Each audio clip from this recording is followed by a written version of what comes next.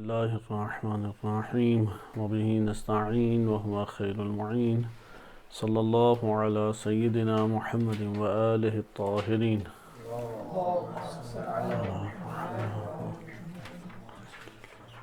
قرآن کریم کی آیات و روایات اہل بیت علیہم السلام کی روشنی میں ماہ مبارک رمضان کی مناسبت سے آپ کی خدمت میں ابلیس و شیاطین اور ان کے احوال و اوصاف کا موضوع چل رہا تھا۔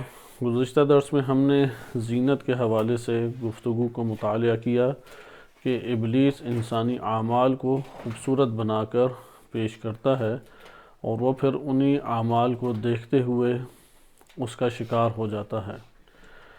لہٰذا یہ جو زینت ہے، اس زینت کو سمجھنا اور اس زینت سے بچنے کے لیے معرفت امام و راہ حق سے ارتباط وہ لازم ہے۔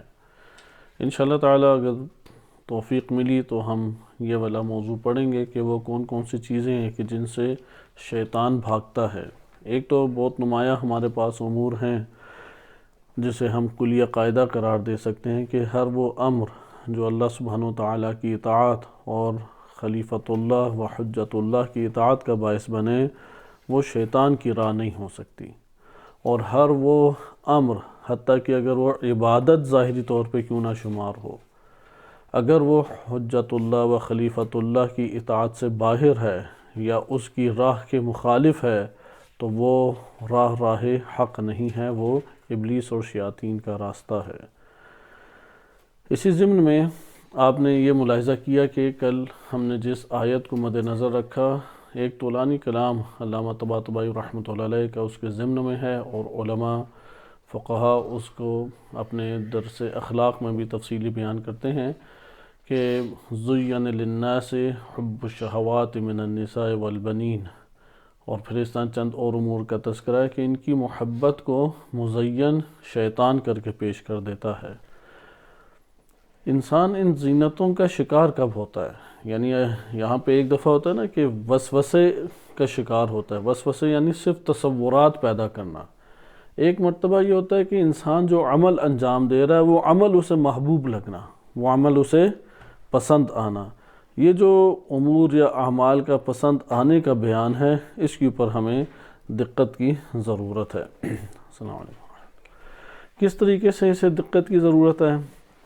کیونکہ ایک مرتبہ یہ ہوتا ہے کہ شیطان پرزینت کر کے عمل انجام دلوانا چاہتا ہے۔ یہ ایک مرحلہ ہے جسے آپ نے گزشتہ دروس میں ملاحظہ کیا۔ لیکن ایک مرتبہ جو عمل ہمارے پاس ہے، انجام پایا گیا عمل ہے، یا جو ہم انجام دے رہے ہیں، یعنی جس راہ کے اوپر شیطان نے بالفاظ دیگر لگایا تھا، اب اس کے اوپر وہ محکم کیسے کرتا ہے؟ اعمال کو زینت بخش بنا کے محکم کرتا ہے۔ ایسا محکم کرتا ہے کہ حوادث بھی اس سے دور نہیں کر سکتے۔ یعنی جس راہ کے اوپر شیطان نے لگایا تھا، اب اس کے اوپر اسے ثابت قدم کرتا ہے، اس کے پاؤں جو ہیں وہ جماتا ہے اس سرزمین کے اوپر۔ وہ کیسے جماتا ہے؟ کہ جس برے عمل یا فاسد عمل یا جس انحراف کے عمل کی انجام دہی اس بندے سے دلوائی تھی، اب وہ اس کے نفس میں یا محکم کرنا چاہتا ہے یا ایک اور راہ بھی بیان کی گئی ہے۔ لیکن زینت کا جو باب ہے وہ کس لیے ہے؟ تاکہ وہ اس انحراف کے اوپر کیا ہو جائے؟ محکم ہو جائے۔ اب اللہ سبحانہ و تعالیٰ کی طرف سے حوادث اور مصیبتوں کا ایک فلسفہ کیا قرآن کریم میں بیان کیا گیا ہے؟ تاکہ یہ اللہ کی طرف لوٹ آئیں۔ یہ اس قدر زینت اعمال کا مزین ہونا اس قدر محکم طور پہ بندے کو جکڑ لیتا ہے کہ یہ بڑے بڑے حوادث بھی اس کو اس خوشنما اور زینت بخش جو اعمال کے منظر ہیں اس سے باہر نہیں لے کے آتے۔ لہٰذا آپ نے ملاحظہ کیا کہ کل کئی مثالیں آپ کی خدمت میں دی کہ پھر وہ انسان حوادث میں بھی صبر کرتا ہے، لیکن راہ شیطان کے اوپر وہ حوادث بھی ان زینت بخش مناظر کو جو اعمال وہ انجام دے رہے ہیں، ان اعمال کے مزین اور خوبصورت اور دلکش ہونے کو وہ حوادث بھی توڑ نہیں پاتے۔ شیطان کی اس جگہ پہ فریب کاری کو آپ اس سے اندازہ لگائیں کہ ہمارے پاس چونکہ وقت قلیل ہے، آج امور زیادہ ہیں جو بیان کرنے والے ہیں، وَإِلَّا خطبہ غرہ سے آپ کی خدمت میں ذکر کیا جاتا ہے، کیونکہ یہ ایک طرف ہے کہ مزین کر کے اس انحراف کے اوپر کیا کرے گا؟ ثابت قدم رکھے گا۔ لیکن ادھر سوال پیدا ہوتا ہے کہ اگر انسان منحرف ہو کے ثابت قدم نہ ہو تو پھر کیا کرے گا؟ یعنی بہت سارے ایسے خدائی بندے ہوتے ہیں کہ وہ توبہ کی طرف مائل ہو جاتے ہیں، ایسا ہے یا نہیں ہے؟ اگر توبہ کی طرف کوئی مائل ہوتا ہے تو ان کے ساتھ ابلیس کا کیا طریقہ کار ہے؟ ان کے ساتھ ابلیس کا طریقہ کار یہ ہے کہ انہیں نا امید کرتا ہے۔ وہی جو گناہ بڑا اس نے سجا کے پیش کیا تھا، اسی گناہ کو اب بہت بڑا کر کے دکھاتا ہے۔ بس آپ نے ادھر فریب کاری ابلیس کی مطالعہ کی کہ سب سے پہلے مزین کرے گا، کیوں؟ کیونکہ زینتیں دو مرحلوں کی زینتیں ہیں۔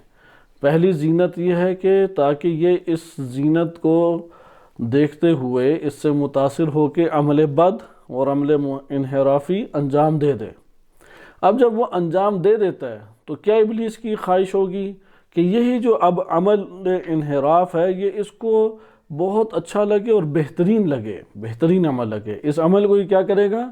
مزین کر کے پیش کرے گا تاکہ وہ اس کی راہ کے اوپر گامزن رہے۔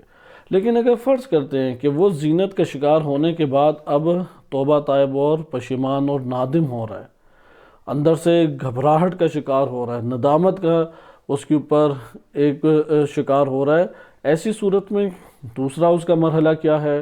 اس کا دوسرا مرحلہ ہے کہ وہ نا امید کرتا ہے۔ قرآن کریم کی آیات میں بھی اسی طریقے سے وارد ہوا ہے کہ سب سے پہلے وہ یہ کہتا ہے کہ تم کفر کرو۔ جب انسان کفر کر بیٹھتا ہے تو پھر وہ کیا کہتا ہے کہ میں تو اپنے پروردگار سے ڈرتا ہوں۔ قرآن کریم نے سورہ شعراء میں غالباً اس امر کو ذکر بھی کیا ہے کہ پہلے اسے کفر کے اوپر ابھارا، اور جب انسان کفر کر بیٹھا تو پھر کہا کہ میں رب العالمین سے ڈرتا ہوں۔ سورہ حشر آیت نمبر 16 میں ارشاد باری تعالی ہوتا ہے کمثل الشیطان، ان کی مثال کیا ہے؟ شیطان کی سی ہے۔ اذ قال، جب شیطان نے وہ وقت یاد کرو کہا، للانسان، انسان کو کہا، اکفر، تم کفر کرو۔ فلما کفر، جب اس نے کفر کیا، قال، یعنی انسان کفر کر بیٹھا تو کیا کہتا ہے؟ قال انی بریء منک، میں تجھ سے بری ہوں، انی اخاف اللہ رب العالمین، میں تو اللہ جو عالمین کا رب ہے ان سے گھبراتا ہوں۔ یہی بعینہ ہی آپ قرآن کریم میں ایک اور جگہ پر بھی پڑھ چکے ہیں کہ سورہ انفال میں غزوہ بدر کے موقع کے اوپر جب اس نے بڑا خوشنما منظر کر کے تعداد مشرکین کی کثیر مسلمانوں کو دکھائی اور مشرکین کو مسلمانوں کی قلیل تعداد کر کے دکھائی، تو اس وقت جب جبریل علیہ السلام نازل ہوئے تو اس نے وہاں سے بھاگتے ہوئے کہا کہ میں جو دیکھ رہا ہوں تمہیں نظر نہیں آ رہا۔ صحیح ہے کہ جب وہ دونوں گروہ آپس میں دیکھنے لگ گئے تو تب بھی اس کا کیا بیان تھا کہ جو میں دیکھ رہا ہوں وہ تمہیں نظر نہیں آ۔ قال انی بریء منکم، اس نے کہا کہ میں تم لوگوں سے برات کا اظہار کرتا ہوں، انی بریء منکم انی اری ما لا ترون، جو میں دیکھ رہا ہوں وہ تمہیں نہیں معلوم ہو رہا، انی اخاف اللہ، میں اللہ سے ڈرتا ہوں، واللہ شدید العقاب، اللہ شدید عقاب دینے والا ہے۔ یہ آپ نے دو مرحلوں میں اس کو ملاحظہ کیا۔ آئے ہم نہج البلاغہ سے خطبہ غرہ کا صرف منتخب حصہ دیکھتے ہیں۔ خطبہ غرہ نہج البلاغہ کے بہترین خطبوں میں شمار ہوتا ہے، اور اس میں امیر المومنین علیہ السلام نے دنیا کی حقیقتوں کو اور شیطان کس طریقے سے ورغلاتا ہے اس کو بیان کیا ہے۔ لہذا امیر المومنین علیہ السلام اسی میں خلقت انسانی کے بیان کے ضمن میں ظاہراً فرماتے ہیں کہ جب شیطان ان کو اپنے دھڑوں پہ لگا دیتا ہے تو پھر وہ وہاں سے فرار کرتا ہے۔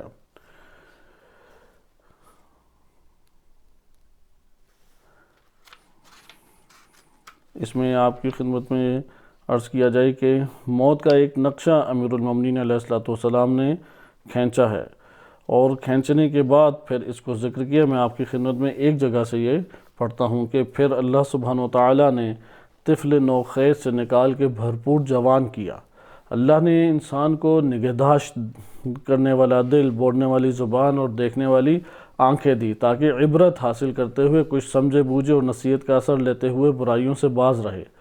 مگر ہوا یہ کہ جب وہ اس کے اعضاء میں توازن اور اعتدال پیدا ہو گیا اور اس کا قد و قامت اپنی بلندی پر پہنچ گیا تو غرور اور سرمستی میں آ کر ہدایت سے بھڑک اٹھا اور اندھا دھند بھٹکنے لگا، اس طرح کے رندی و ہوسناکی کے ڈول بھر بھر کے کھینچ رہا تھا اور نشاط و طرب کی کیفیتوں اور ہوس بازی کی تمناؤں کو پورا کرنے میں جان کھپائے ہوئے تھا۔ نہ کسی مصیبت کو خاطر میں لاتا، نہ کسی ڈر اندیشے کا اثر لیتا۔ آخر میں انہی شوریدگیوں میں غافل اور مدہوش حالت میں مر گیا۔ جو تھوڑی بہت زندگی تھی اسے بےہودگیوں میں گزار گیا، نہ ثواب کا نہ کمایا، نہ کوئی فریضہ پورا کیا۔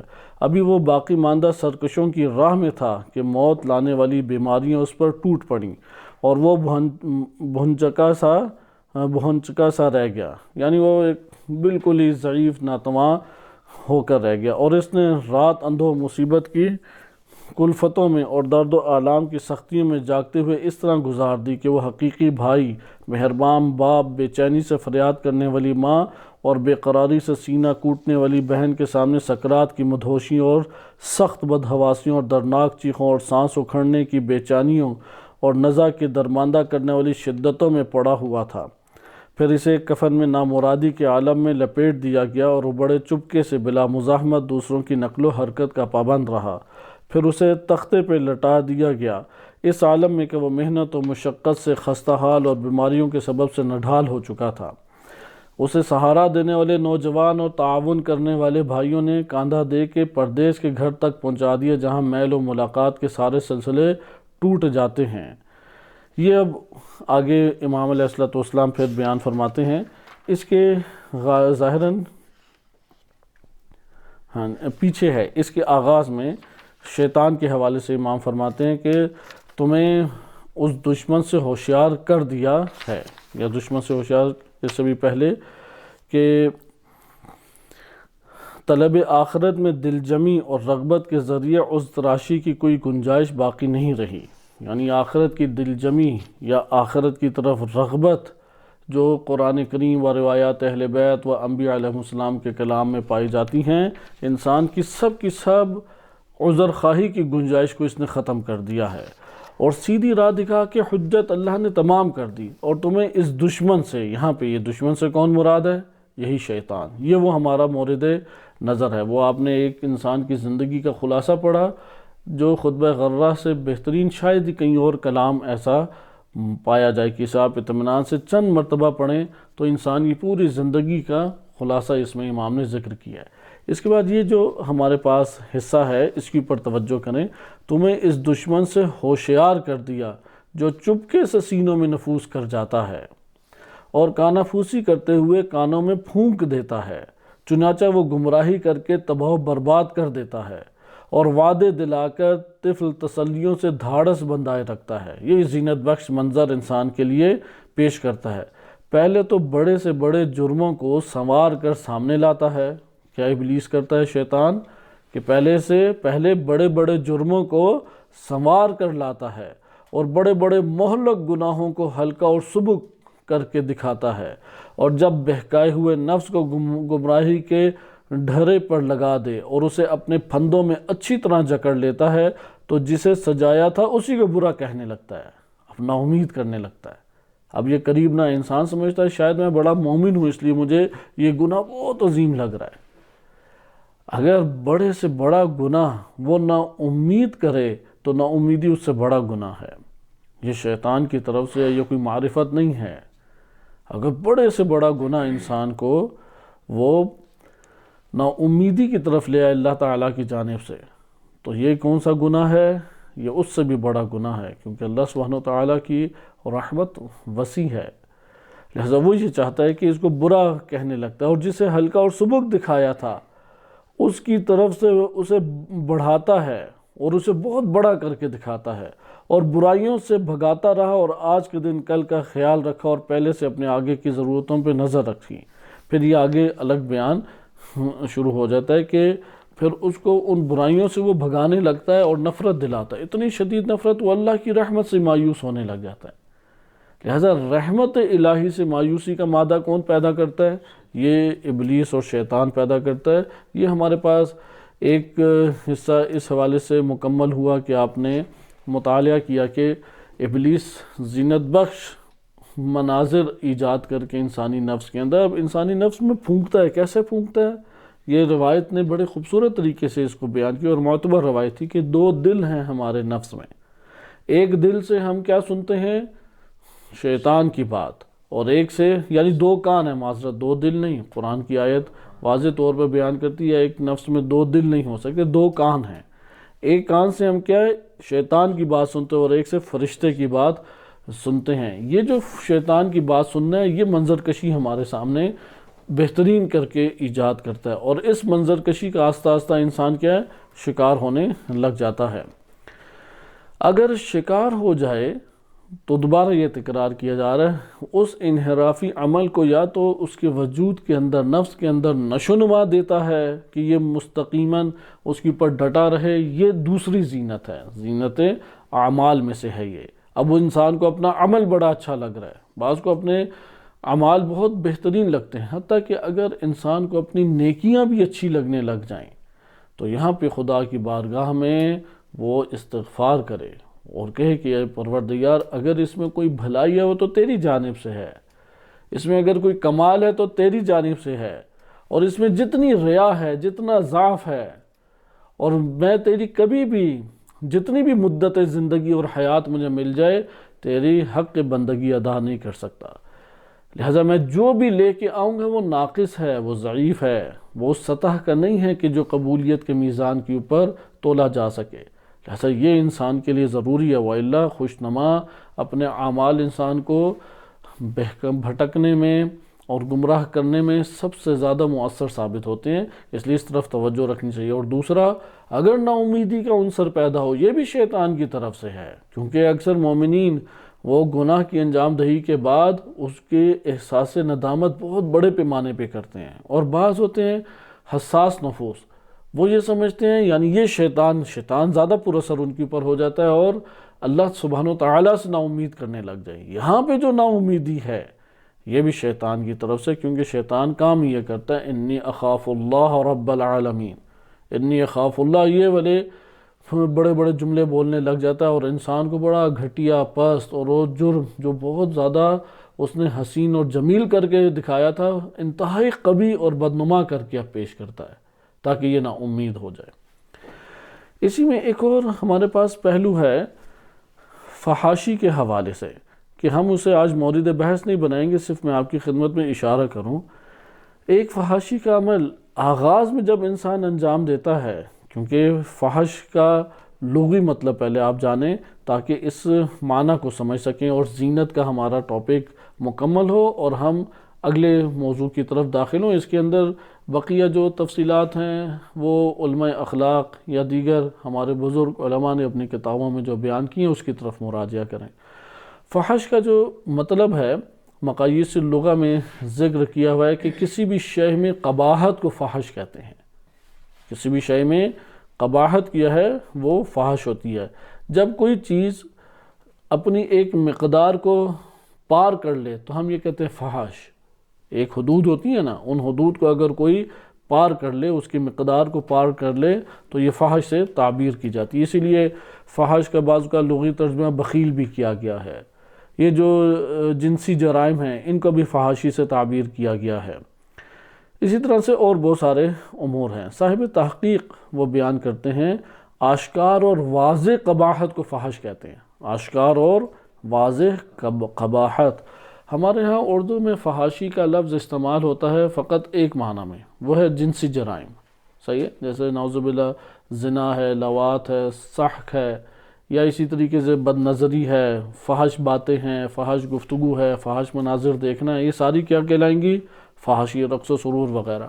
بلا شک و شبہ یہ فحاشی ہے، کوئی شک نہیں ہے، لیکن عربی زبان میں فحش کا دائرہ کار قدر وسیع ہے۔ ہر واضح ترین قبیح چیز کو کیا کہتے ہیں؟ فحش۔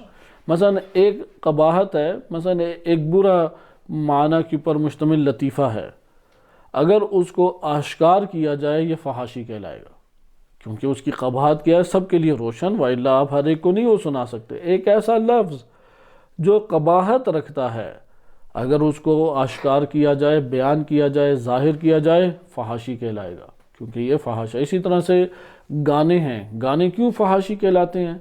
کیونکہ وہ مقدار انہوں نے طے کر دی کہ جو مقدار طے نہیں کرنے والے تھے۔ مثلا اگر بالفرض میاں بیوی کے درمیان کی تنہائیوں اور خلوتوں کی باتیں ہیں اور انہیں آشکار کر کے ہر جگہ پہ بہترین آواز میں پڑھا جائے، فحاشی ہے یہ، کیونکہ یہ قباحت ہے۔ ہاں ان دو کے درمیان اس مقدار کے اندر کوئی فحش نہیں ہے، لیکن اس کے بعد کیا ہے، اس کی مقدار باہر ہو جائے گی، فحاشی ہے۔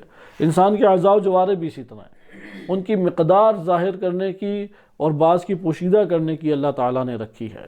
اگر ان جن کو پوشیدہ کرنے کی مقدار خدا نے متعین کی ہے، اس کو وہاں پہ ظاہر کر دیا جائے، کیا کہلائے گا؟ اب یہ قباحت یقینی، قباحت واضح ہے یا نہیں؟ بس واضح قباحت کو کیا کہتے ہیں کہ جو کراہت، برائی اور فساد کا باعث بنے، یہ فحاشی کہلاتی ہے۔ اسی لیے خواتین کے جو اعضاء و جوارح میں جن کو پوشیدہ کرنے کا حکم دیا گیا ہے، اگر ان کو کپڑے کے ساتھ بھی آشکار کیا جائے، مثلا تنگ لباس پہن کے، تو تب بھی یہ فحاشی کہلائے گی۔ جیسے آج کل یہ رواج بڑھتا چلا جا رہا ہے کہ پوری دنیا میں لباس جو ایک رائج حیا اور عفت کا لباس اپنے اپنے علاقوں میں ہوتا تھا، اس کے مقابلے میں پینٹ شرٹ کا لباس خواتین کا بھی آج آتا چلا جا رہا ہے۔ پینٹ جو ہے وہ انتہائی ایک تنگ جسم کے اوپر پہنی جاتی ہے اور اس کے ذریعے سے اعضاء کو نمایاں کیا جاتا ہے۔ یہ اعضاء کو چھپانا نہیں ہے۔ یا اسی طریقے سے حجاب لیا، لیکن حجاب میں وہ جو بالوں کا انداز بنایا گیا ہے وہ حجاب سے ظاہر ہے، آشکار ہے۔ یہ قباحت ہے، یہ فساد ہے، یہ فحاشی ہے۔ اسی طرح خواتین کے سینے کا حصہ نہیں نظر آنا چاہیے۔ ایسا لباس یا ایسی چادر یا ایسا برقع نہ اوڑھیں کہ سینہ ان کا نظر آئے، آشکار ہو۔ یہاں پہ اگر آشکار ہوتا ہے یہ فحاشی ہے، یہ لباس جو ہے یہ فحش لباس کہلائے گا۔ لہٰذا آپ نے ملاحظہ کیا کہ قرآن کریم کی نگاہ میں واضح اور آشکار قباحت کسے کہتے ہیں؟ ممکن ہے کسی ایک کی نظر میں ایک شے قباحت ہو، ایک شے قباحت نہ ہو۔ قباحت میں بھی مد نظر کراہت ہے، یعنی دین نے جس کو کراہت اور قبیح قرار دیا ہے۔ ایک ہے انسانی طبع قبیح قرار دیتی ہے، ایک ہے فساد کا باعث بنتا ہے۔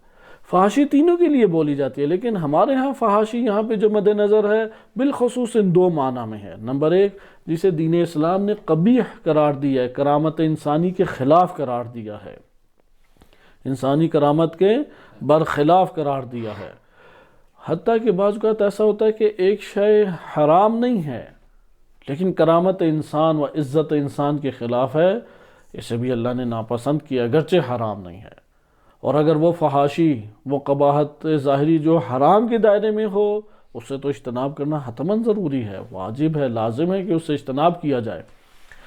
اور دوسرا معنی ہمارے پاس فحاشی کا کیا ہے؟ جو انسان اور معاشرے میں فساد دینی کا باعث بنے، فساد کا باعث بنے، فساد انسانی کا باعث بنے، انسانی معاشرے، انسانی نظام، انسانی خلقت ان کے فساد کا باعث بنے، انہیں کیا کہ فساد کا باعث بنے، اسے کیا کہیں گے؟ فحاشی سے تعبیر کیا جائے گا۔ آپ کی خدمت میں چند آیات میں تیزی سے بیان کرتا ہوں جس میں فحش کلمہ قرآن کریم نے ذکر کیا۔ اللہ سبحانہ وتعالی ہمیشہ فحاشی سے منع فرماتا ہے۔ بہت سارے آج احکام ہیں کہ جن کے بارے میں ممکن ہے کہ فتاویٰ میں کراہت وارد ہوئی ہو، شدید کراہت وارد ہوئی ہو، لیکن وہ فحاشی ہیں۔ اگر قرآن کے ان کلمات کے اوپر آپ دقت کریں، اپنا وظیفہ جان لیں گے۔ جیسے کہ قرآن میں آیت ہے وَلَا تَقْرَبُوا الْفَوَاحِشَ مَا ظَهَرَ مِنْهَا وَمَا بَطَنَ۔ وَلَا تَقْرَبُوا، تقربو نہیں ہے یا نہیں؟ منع کر رہا اللہ سبحانہ وتعالی الفواحش، فواحش کے قریب بھی مت جاؤ، یعنی جس کو دین اسلام نے قبیح قرار دیا، اشکار قباحت قرار دیا ہے، اس کے قریب بھی نہ جاؤ۔ اور ہر وہ چیز جو فساد کا باعث بنتی ہے، فساد دینی کا باعث بنتی ہے، فساد انسانی و اقدار انسانی کا باعث بنتی ہے، اس کے قریب بھی نہ جاؤ، کیونکہ فحش کے یہ دو معنی ہمارے لیے واضح آشکار ہے۔ وَلَا تَقْرَبُوا الْفَوَاحِشَ مَا ظَهَرَ مِنْهَا وَمَا بَطَنَ، ان میں سے جو ظاہر ہیں، یہ جو پوشیدہ ہیں کہ تمہیں نہیں نظر آ رہا۔ بعض اوقات ہوتا ہے نا، طبع انسانی کے مطابق قباحت نہیں، جیسے غرب میں ہاتھ ملانا، فحاشی ہے محرم نامحرم کا ہاتھ ملانا. اگر کسی جگہ پہ محرم نامحرم کے ہاتھ ملانا یا دوپٹہ نصف لیا ہو اور بات چیت کرنا یا خواتین کا اپنے اندام اور اپنے جسم کی نمائش کرنا، یہ ساری کی ساری چیزیں فحاشی. ممکن ہے کسی جگہ پہ طبع انسان کو یہ بری نہ لگتی ہوں، اس کے لیے اس کی قباحت کیا ہے؟ پوشیدہ. اگر پوشیدہ ہے تب بھی اس سے بچنا ضروری ہے. تمہارے لیے وہ آشکار ہو یا نہیں صحیح طریقے سے آشکار ہوتی. وَلَا تَقْرَبُوا، قریب بھی نہ جاؤ. یعنی قربت کا بھی تعلق، ایک ہوتا ہے چھونے کا اختیار کرنا، تم قریب بھی اس کے نہ ہو.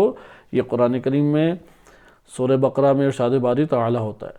اسی طرح قرآن کریم میں اللہ سبحانہ وتعالیٰ کی طرف جو نسبت ہے وَيَنْهَا عَنِ الْفَحْشَاءِ وَالْبَغْيِ، اللہ سبحانہ وتعالیٰ کیا فرماتا ہے؟ منع کرتا ہے فحاشی سے بھی اور بغاوت سے بھی. یا اسی طریقے سے قرآن میں ارشاد ہوتا ہے وَلَا تَقْرَبُوا الزِّنَا، زنا کے قریب بھی مت جاؤ. إِنَّهُ كَانَ فَاحِشَةً، یہ کیا ہے؟ فحاشی ہے، بچو اس سے. یا قرآن میں وَالَّذِينَ يَجْتَنِبُونَ كَبَائِرَ الْإِثْمِ وَالْفَوَاحِشِ، اب اسم کے بعد فواحش کا کیوں تذکرہ؟ دقت کی چیز ہے. وَالَّذِينَ يَجْتَنِبُونَ كَبَائِرَ الْإِثْمِ وَالْفَوَاحِشِ، کہ ان سب جگہوں پہ آپ نے دیکھا کہ فواحش جو ہیں وہ عرف کی نگاہ میں، معاشرے کی نگاہ میں جو قباحتیں ہیں ان کو بھی شامل ہوتی ہیں، لیکن کون سی قباحتیں جنہیں دین اسلام نے بھی قبیح قرار دیا، آشکار قباحتیں قرار دیا ہے. اسی طریقے سے نماز، اللہ تعالیٰ نے اعمال ایسے خلق کی ہیں کہ جو فحاشی سے روکتے ہیں. ان الصلاۃ تنہی عن الفحشاء والمنکر ولذکر اللہ اکبر. اب یہ جو نماز ہے، نماز کی طرف آنا، اللہ کی بندگی میں آنا، خضوع اور خشوع، یہ ساری فحاشی سے انسان کو روکتی ہیں.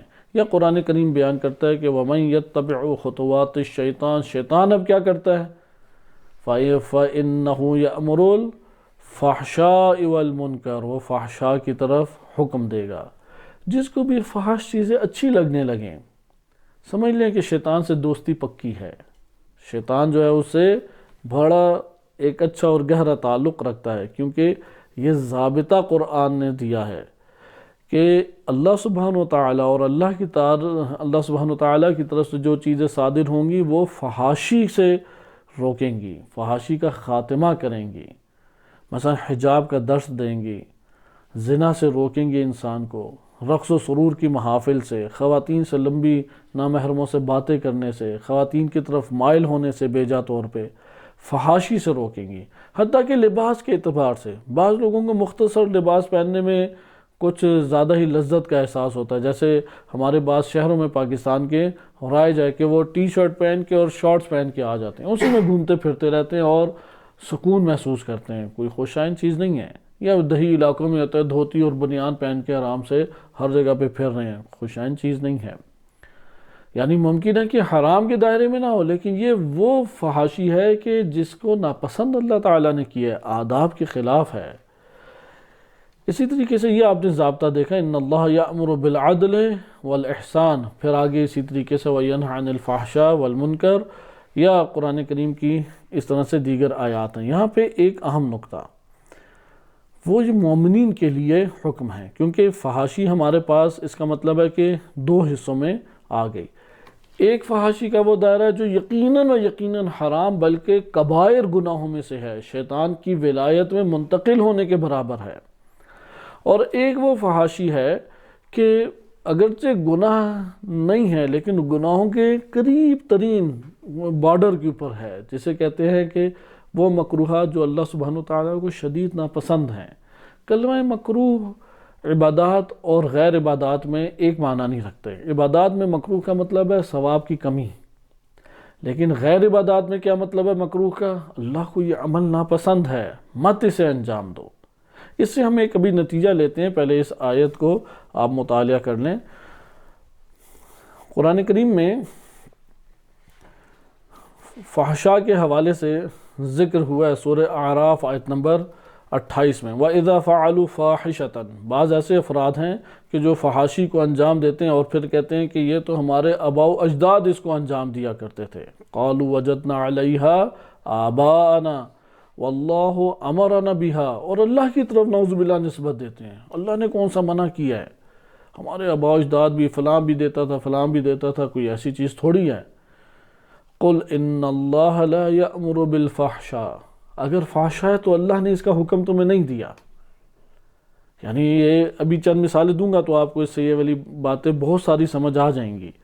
یعنی حکم کم سے کم اللہ نے نہیں دیا کہ تم اسے بجا لاؤ. یعنی کراہت شدید ہے، اللہ کو نفرت ہے، اگرچہ یہ رحمت الہی کا باعث یا مصلحت الہی یہ ہے، خداوند متعال کا علم اور اس کی قدرت اور اس کی حکمت، ان کے تقاضے یہ ہیں کہ اس کو حرام شمار نہ کیا جائے، لیکن حرام کے بالکل ساتھ ہے. جیسے نہج البلاغہ میں امیر المومنین علیہ السلام کا فرمان بھی ہے، جو مکروہات کے دائرے میں زندگی بسر کرتا ہے حرام میں گر کے رہتا ہے وہ. یعنی جو بارڈر کے اوپر زندگی بسر کرے گولی کھا کے ہی رہتا ہے.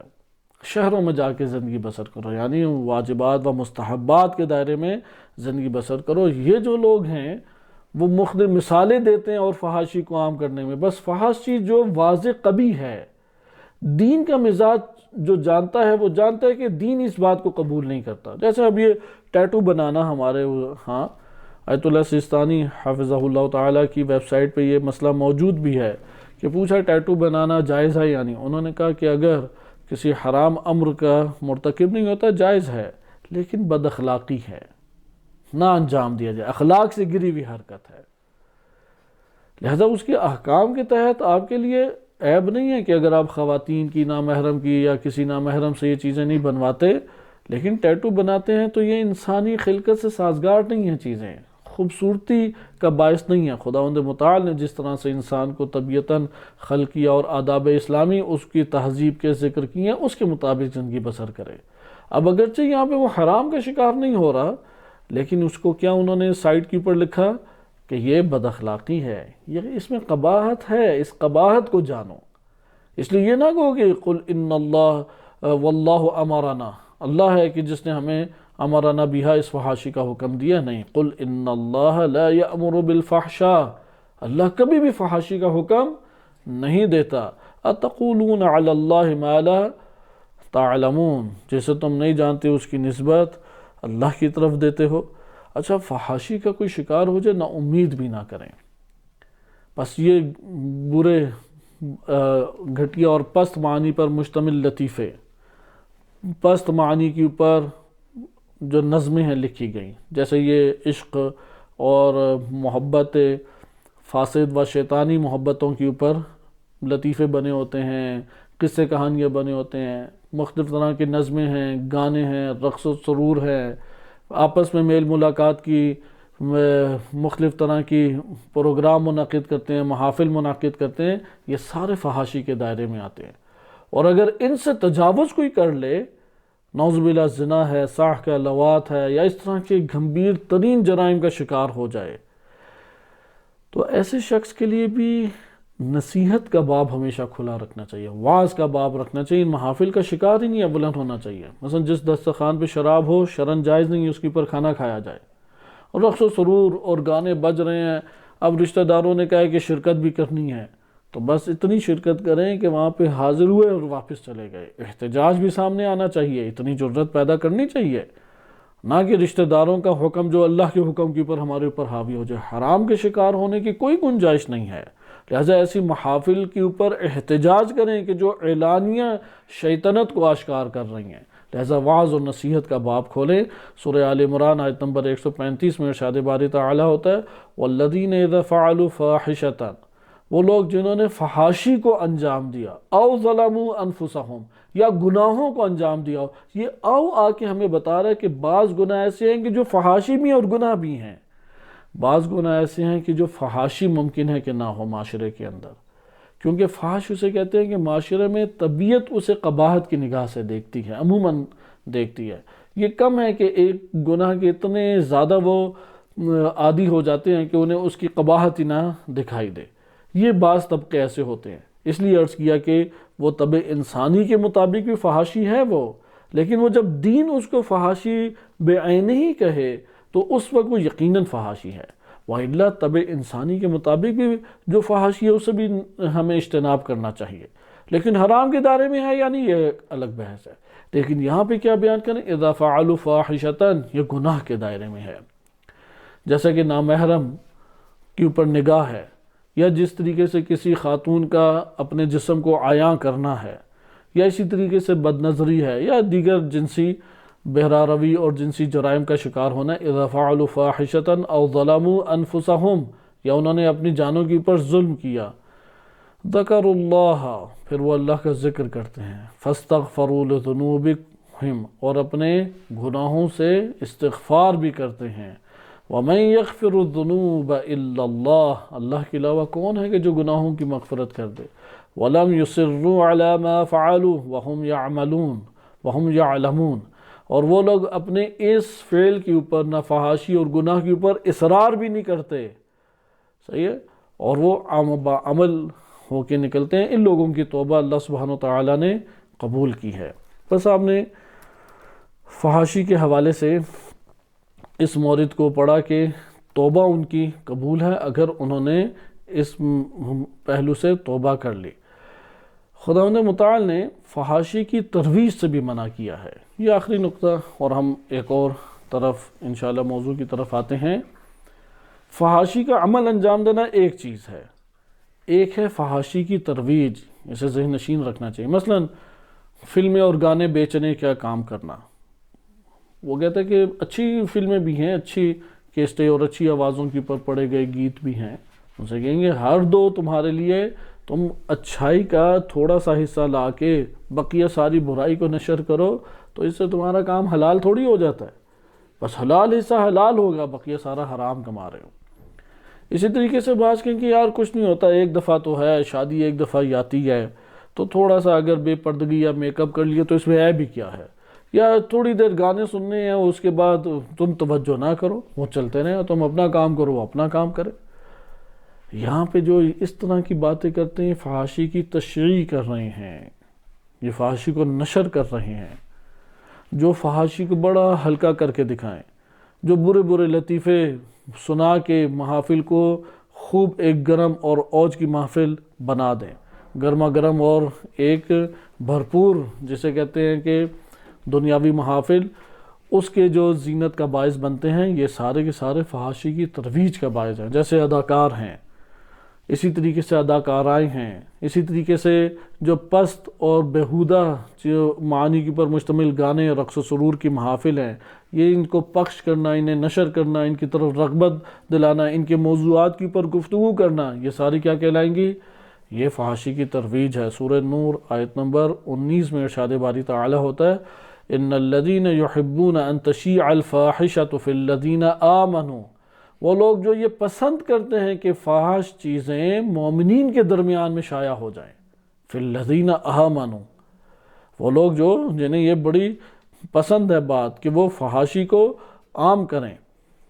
کس فحاشی کو عام کریں؟ کہ مومنین تو فحاشی سے دور ہیں، مومنین کو راغب اس کی طرف کرتے ہیں۔ مکس گیدرنگ ایسی بنا دینا کہ وہاں پہ مرد اور زن نہ بچ سکیں اس محفل کے منفی اثرات سے۔ ایسی محفل کا جو بانی ہے یہ فحاشی کو عام کرنے والا ہے۔ ایسی شادی کا اپنے بیٹے یا بیٹی یا کسی رشتہ دار کی شادی کا انعقاد کرنا کہ اس میں وہ گناہوں کے اسباب کو فراہم کریں، مثلا رقص و سرور کو فراہم کرے، وہاں پہ منفی جو گانے ہیں، حرام امور کے اوپر مشتمل گانے ہیں، ان کو ایجاد کرے، ان کے انعقاد کے اسباب کو فراہم کرے، یہ ساری مومنین کے دائرے میں فحاشی ہے۔ جو شخص اس کا شکار ہو، ان الذین یحبون ان تشیع الفاحشۃ فی الذین آمنوا، یہ اس جگہ پہ آج کل بہت سارے علماء بھی اس کا گرفتار ہو جاتے ہیں۔ مثال کے طور پہ سیاسی طور پہ ایسے ہمیں کئی منظر دیکھنے کو ملے ہیں۔ سیاسی طور پہ ایک جگہ پہ ووٹ لینے کے لیے انہوں نے ایک مجمع اکٹھا کیا ہے، ٹینٹ لگایا ہوا ہے، اسٹیج لگایا ہوا ہے، اور سب سے آگے سیٹوں پہ علماء کو بٹھایا ہوا ہے۔ اب جو ادھر آ گیا ہے وہ گانے پڑھ رہا ہے، واضح آشکار گانے، اور اس کے ساتھ آلات موسیقی بھی ہیں، وہ علماء ادھر بیٹھے ہوئے ہیں۔ ان سے جب پوچھا جائے کہ کیوں نہیں آپ احتجاجاً اٹھ کے آئے، کہتے ہیں مسئلے کے تحت گئے تھے، ہم کون سی اس طرح توجہ کر رہے تھے۔ اس محفل کا حصہ بننا، اس کے اوپر کسی قسم کا احتجاج نہ کرنا، وہاں سے راضی بازی ہو کے آ جانا، پھر اپنے غلط کام کی توجیحات کا پیش کرنا، یہ ساری فحاشی کی ترویجیں ہیں۔ کس طرح سے عالم اس کا حصہ بن جاتا ہے؟ ایسا کسی محفل میں بلایا، وہاں گانے نہیں بند کرتے، احتجاجاً چھوڑ کے آئے اس جگہ پہ۔ اگر محرم نہ محرم کی تمیز نہیں کرتے، وہاں پہ اس محفل کا حصہ بنیں گے تو یہ عذاب الہی کا شکار ہونے کے مترادف ہے، اسے ترک کر کے وہاں سے نکلیں۔ مومنین کا بھی یہی وظیفہ ہے۔ لہذا آج کے دور میں سیاست کے نام سے ہر گھٹیا کام انجام دینے کے لیے جو ایک راہ ہموار علماء کے لیے کی گئی ہے، یہ خود ایک بہت بڑی فحاشی ہے۔ اس کا خاتمہ ہونا چاہیے۔ اس کے اصول، ضوابط، جو آیات روایات اس باب میں ہیں، بالخصوص سب سے پہلے اگر کسی پہ عائد ہوتی ہیں وہ عالم ہی ہے، کیونکہ وہ تو اس کا علم رکھتا ہے، وہ جاہل نہیں ہے ان چیزوں سے۔ لہذا ان لوگوں کے لیے جو تشیع فاحشہ، فحاشی کی تشیع کا باعث بنتے ہیں، یہ کون؟ ان کے لیے کیا ہے؟ لہم عذاب علیم فی الدنیا والآخرہ، دنیا آخرت میں ان کے لیے دردناک ترین عذاب ہے۔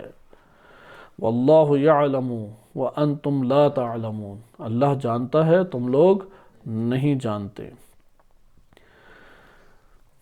اسی حوالے سے ایک روایت اس آیت کے ضمن میں امام صادق علیہ السلام سے الکافی میں منقول ہے۔ امام فرماتے ہیں کہ من قال فی مؤمن، جس نے مومن میں، من قال، کسی شخص نے کہا مومن کے بارے میں، ما رأتہ عیناہ وسمعت اذناہ ومن الذین قال اللہ عز وجل، کہ جو اس کی آنکھوں نے دیکھا اور اس کے کانوں نے سنا، یعنی اس کی برائیاں جا کے بیان کرتا ہے، غیبتیں کرتا ہے۔ غیبتیں فحاشی میں سے ہیں۔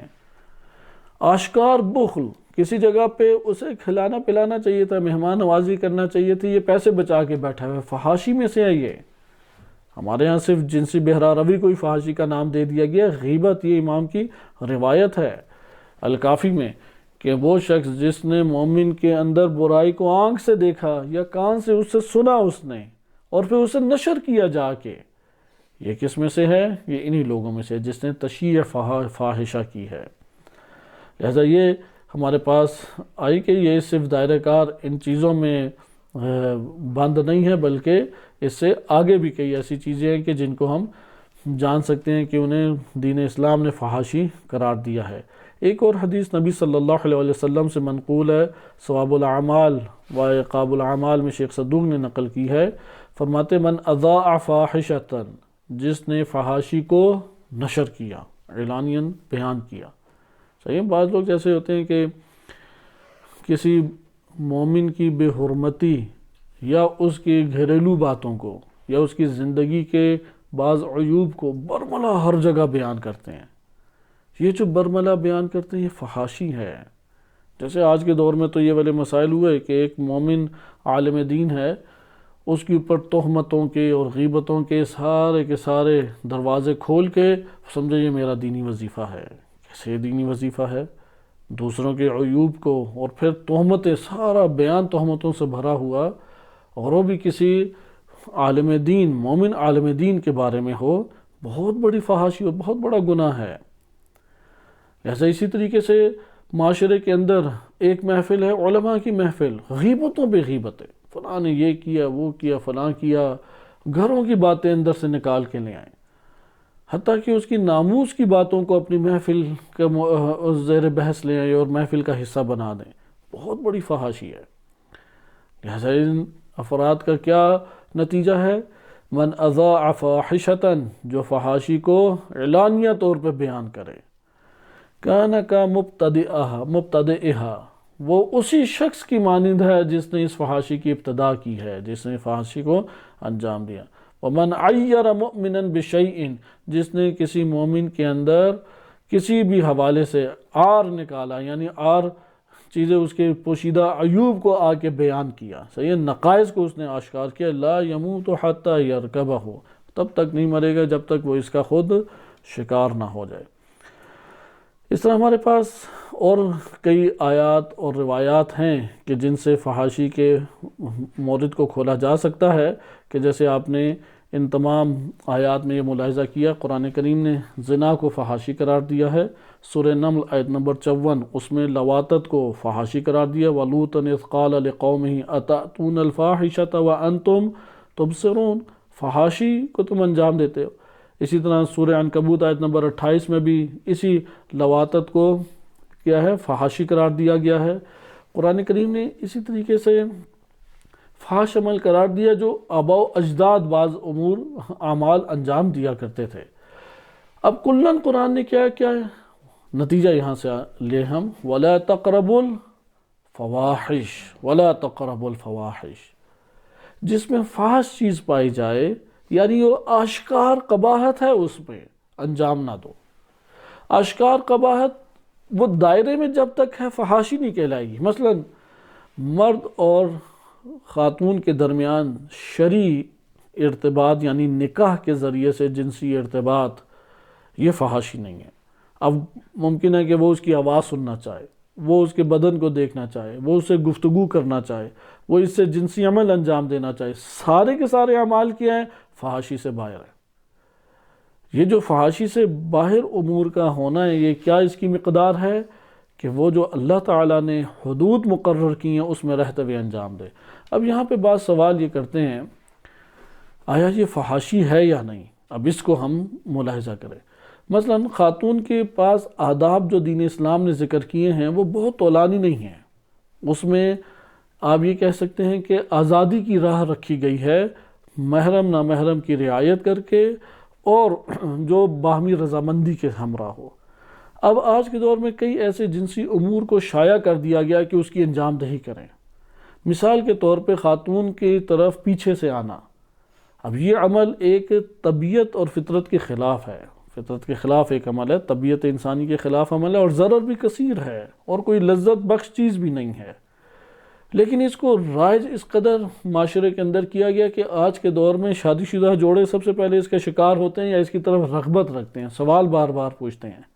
ہم ادھر ایک ضابطہ اختیار کریں، یہ فحش ہے یا نہیں، کیونکہ دین اسلام نے تو اس کے حوالے سے ترغیب نہیں دلائی۔ کراہت شدید کا بیان ہمارے ہاں روایت میں وارد ہوا ہے۔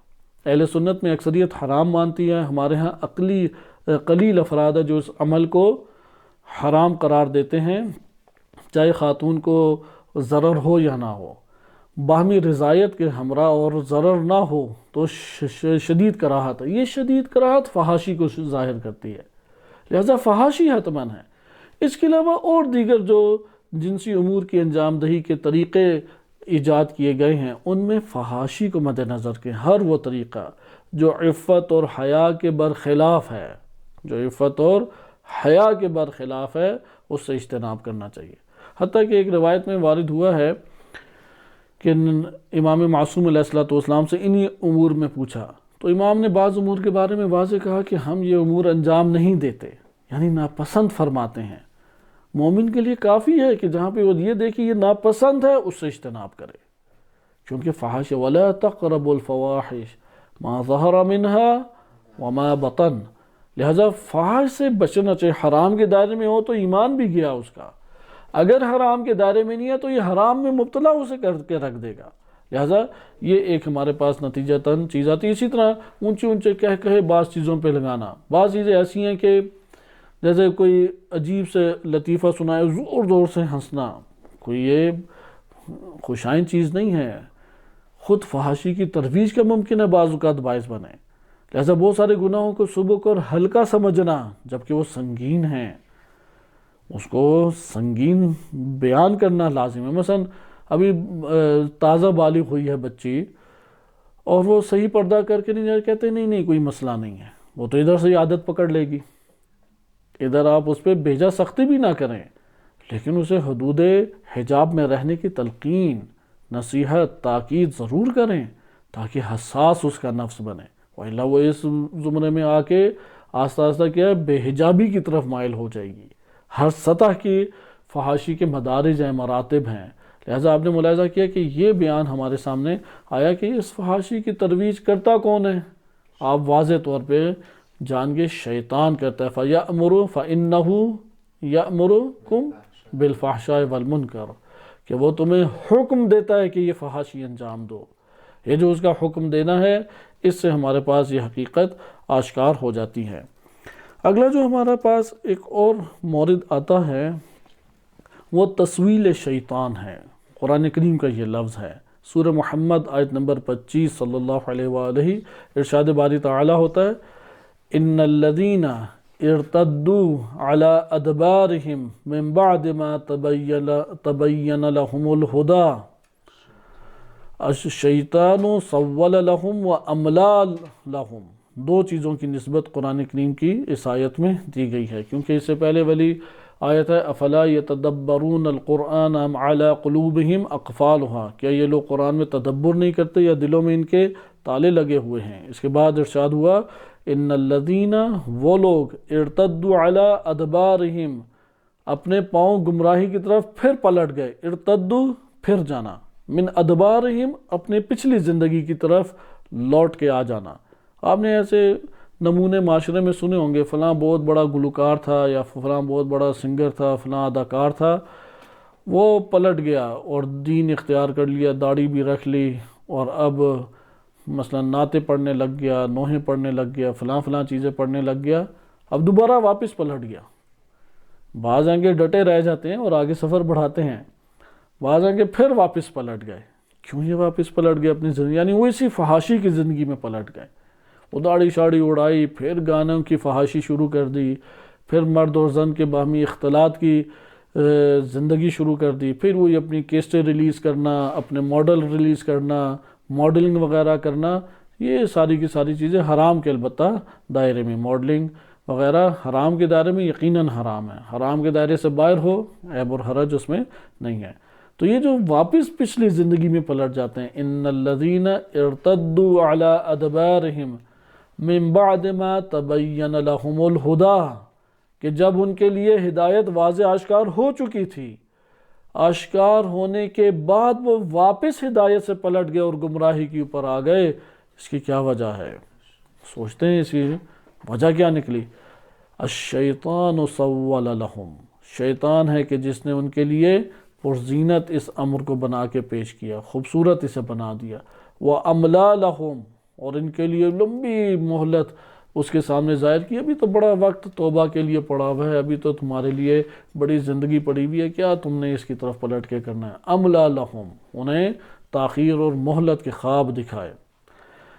ذالک بأنہم قالوا للذین کرہوا ما نزل اللہ سنطیعکم فی بعض الامر واللہ یعلم اسرارہم.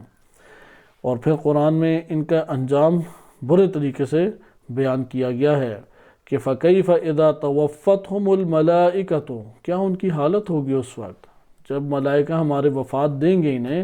يَضْرِبُونَ وُجُوهَهُمْ وَأَدْبَارَهُمْ، ان کی پشتوں پہ اور چہروں کے اوپر تھپڑ مار رہے ہوں گے، زور زور سے انہیں مار رہے ہوں گے، چہروں پہ ضربے لگا رہے ہیں، پشتوں پہ ضربے انہیں لگائی جا رہی ہیں. اس آیت کریمہ میں آپ نے سولا کو ملاحظہ کیا. آئے ہم اس کے پہلے معنی جانتے ہیں کہ سولا کیا ہے، تسویل کیا ہے. لغت کی کتابوں کی طرف مراجعہ کریں تو سولا کہتے ہیں کسی شے میں ڈھیل دیتے رہنا ہے کسی انسان کو، یعنی بڑا اسے خوبصورت منظر دکھا کے دھوکے میں مبتلا کرنا، یہ تسویل کہلاتا ہے. خوبصورت منظر دکھا کے دھوکے میں مبتلا کرنا، یعنی استرخاء فی شیء، ایک شے میں زینت دکھا کے اسے اس میں ہلکا اس کی طرف مائل کرنا اور ہلکا اس امر کو دکھانا، یعنی اس کی انجام دہی تمہارے لیے بڑی آسان ہے، اس کی انجام دہی تمہارے لیے ہلکی ہے، اسے تم نہ سنگین جرم سمجھو، اسے کوئی بڑی چیز نہ سمجھو. یہ تسویل کہلاتی ہے. یعنی تسویل میں کیا چیز ہے؟ ہلکے پن کا اظہار، یعنی وہ جو گناہ ہے اسے بڑا چھوٹا کر کے دکھائے گا، وہ جو جرم ہے اسے بڑا ہلکا کر کے دکھائے گا، اور منظر جو ہے بڑا دلکش اس کے اندر ایجاد ہوگا، منظر خوبصورت اس کے اندر ایجاد ہوگا. یہ دونوں آپس میں مل جائیں تو انسان محکم طور پہ پھر شکار ہو جاتا ہے. اس لیے صاحب تحقیق ذکر کرتے ہیں کہ اس کا مطلب یہ ہے استرخاء مع غرور، دھوکے کے ذریعے سے اس کو ہلکا کر کے ایک شے کا دکھانا، یعنی اس کے نفس میں اس طریقے سے اس کا زینت کو ابھارنا، اس طریقے سے ابھارنا کہ وہ زینت کا تیزی سے شکار ہوتا چلا جائے اور اس عمل کو قبیح نہ سمجھے، اس عمل کو برا نہ سمجھے، فاسد نہ سمجھے۔ اسی لیے بادل چونکہ ہلکے ہوتے ہیں تو اس لیے انہیں بھی اسولہ سے تعبیر کیا جاتا ہے، اپنے ہلکے پن کی وجہ سے بھی۔ دینی طور پہ تسویل کب کہلائے گا؟ بس ہمیں ایک تو زینت بخش چیز جس کی انجام دہی انسان کے لیے انتہائی ہلکی دکھائی دے اور اس کے اثرات بھی ہلکے انسان کے لیے ظاہر دکھائی دیں تو اسے تسویل سے تعبیر کیا جاتا ہے۔ دینی طور پہ یعنی قرآن کریم کی اس آیت کو اگر ہم مد نظر رکھیں تو اس میں اس طریقے سے تسویل کا معنی ہمارے لیے آشکار ہوتا ہے کہ ایک زینت کو ابھارے شیطان، یعنی ہم شیطان کی آواز سنیں، اس کی آواز کے اوپر لبیک کہیں، اس کے وسوسے کو نفس کے اندر جب اجاگر ہو قبول کریں ہم، یعنی موقع دیں کہ ہمارے نفس میں ٹھہرا رہے۔ جب وہ ٹھہرا رہے گا اس کی طرف توجہ جائے گی، جب اس کی طرف ہماری توجہ جائے تو ہم اس منظر کو دیکھ کے کہیں کہ ہاں ایسا ہونا چاہیے، یہ انجام پانا چاہیے، یعنی وہی زبان بولنے لگ جائیں۔ یہ جو خوبصورتی کا اس قدر گہرا اثر ہے یہ تسویل کہلاتا ہے۔ ہر خوبصورتی کا اتنا گہرا اثر نہیں ہوتا کہ وہی زبان انسان فوراً بولنے لگ جائے۔ تسویل شیطان یہ ہے کہ وہ جیسے ہی آواز بولی جاتی ہے اس کی زینت، تظاہر، خوبصورتی وہ انسان کو لے بیٹھتی ہے اور تمنائیں ایجاد ہو جاتی ہیں اس کے عمل کی۔ یہاں پہ ہمارے لیے معنی کمپلیٹ ہو جاتا ہے۔ پہلی چیز یہ ہے کہ خوبصورت منظر آئے گا نفس میں، یہ پہلا تسویل میں پہلا امر کیا ہے؟ خوبصورت منظر وجود کے اندر ابھارا جائے گا۔ نمبر 2، یہ خوبصورت منظر، یہ تظاہر، یہ زینت، یہ فریب ہے، حقیقت سے تعلق نہیں رکھتا، فریب ہے یہ۔ بالکل اسی طریقے سے کوئی فحش کلپس دیکھ کے اپنی زوجہ سے مقاربت کرے، قربت اختیار کرے، نزدیکی اختیار کرے، اب وہ جو فحش کلپ دے کر وہ ساری ایکٹنگ ہے، اور ادھر جو انجام دے رہا ہے وہ سارے نجاست کے ڈھیر ہیں، کوئی لذت نہیں ہے اس کے اندر اللہ تعالیٰ نے رکھی۔ خدا نے جو لذت اس کے لیے رکھی ہے وہ انہی عفت اور حجاب کے دائرے میں رکھی ہے۔ یہ تسویل شیطان ہے، اس نے اس زینت کی طرف توجہ کی۔ نمبر 2، وہ حقیقت سے تعلق نہیں رکھتی، یعنی یہ جو بڑے بہترین کھانوں کے اشتہار تصویریں بنی ہوتی ہیں، تصویر بڑا خوبصورت لگ رہا ہوتا ہے، وہ جا کے بیٹھ جاتا ہے وہاں پہ، جب سامنے آتا ہے اور چکھتا ہے تو کہتا ہے یہ تو پانی اور نمک کی ہے، یہ کیا چیز میرے سامنے آ گئی ہے۔ لہٰذا وہ جو اس کے سامنے بڑا خوبصورت منظر آیا وہ حقیقت نہیں ہے اس کے لیے۔ اسی طریقے سے ہمارے سامنے مختلف اشتہار چلتے ہیں، اشتہاروں میں جو زندگی بسر کرنے کا تصور پیش کیا جاتا ہے وہ حقیقت نہیں ہے، اس لیے فریب ہے۔ خوبصورت زینت بخش منظر ہے لیکن فریب ہے یہ۔ دوسری چیز، دھوکہ حقیقت کے مطابق۔ تیسری چیز، وہ زینت بخش منظر کہ انسان میں تمناؤں کو بڑھا دے، اس کی تمنا اور خواہش ہو کہ میں نے اسی طرح سے کرنا ہے، یعنی وہ سیدھے ہاتھ سے بوتل پیتا تھا اب الٹے ہاتھ سے بوتل پیتا ہے، کیونکہ سارے کرکٹر وہ اشتہاروں میں تو الٹے ہاتھ سے بوتل پی رہے تھے۔ وہ بڑے مہذب طریقے سے بال کٹواتا تھا، اب خواتین کی طرح اس نے لٹھیں سامنے پیچھے آگے سے نکالنا شروع کر دی اور سمجھتا ہے بڑا میں خوبصورت اور پیارا لگ رہا ہوں۔ یہ تسویل شیطان ہے۔ مہذب اور با ادب ہونا دین اسلام کی نظر میں یعنی خدا کو اچھا لگے مخلوق سے پہلے، وہ اپنے زمانے کے امام کو اچھا لگے مخلوق سے پہلے۔ ایسا تسویل شیطان ہے، تمنائیں اس کے مطابق بھڑکا دیتا ہے کہ میں اسی طریقے سے کروں۔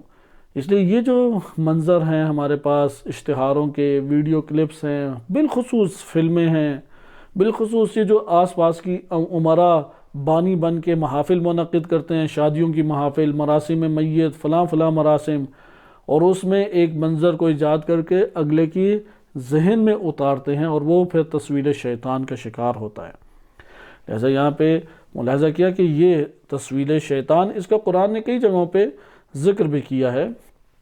قال بل سولت لکم انفسکم، یہ حضرت یعقوب علیہ السلام کے بیٹے جب یوسف علیہ السلام کو پھینک آئے اور جھوٹا موٹا وہ کپڑا لے کے آ گئے تو تب بھی انہوں نے کہا یہ تمہارے نفوس نے پورا پلان تمہارے ذہن میں بنایا ہے، اس لیے ضروری نہ سمجھے فحاشی والی زینتیں ہوتی ہیں۔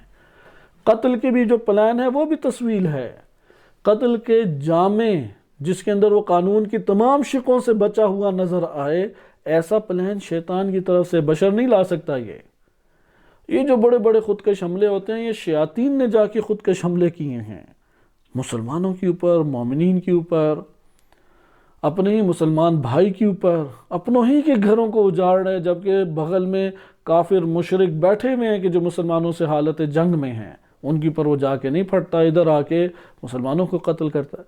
یہ شیطان نے ان کے نفوس اغوا کیے ہوئے ہیں، لہذا سولت لکم انفسکم، تمہارے ہی نفوس نے یہ خوبصورت پلان تمہیں بنا کے پیش کیا، اور تمہارے اندر تمنائیں اٹھیں، اور ان تمناؤں کو جا کے تم نے پورا کیا۔ یعقوب علیہ السلام نے اپنے بیٹوں کو یہ جواب دیا اور کہا فصبر جمیل، میرے لیے تو راہ حل صبر جمیل ہے۔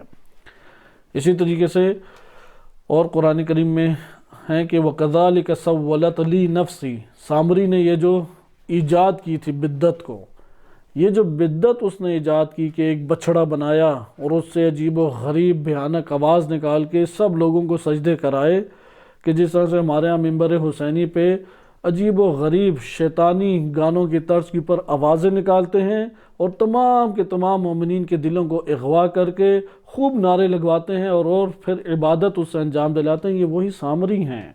اور ان سے بڑھ کر وہ سامری ہیں کہ جو جھوٹے ایک فسادات کو برپا کر کے ایک منظر کشی کسی عبادت کی کرتے ہیں، جبکہ دین الہی میں وہ عبادت موجود نہیں ہے، اور اس کے ذریعے سے امت کو اور عوام کو بھٹکا دیتے ہیں۔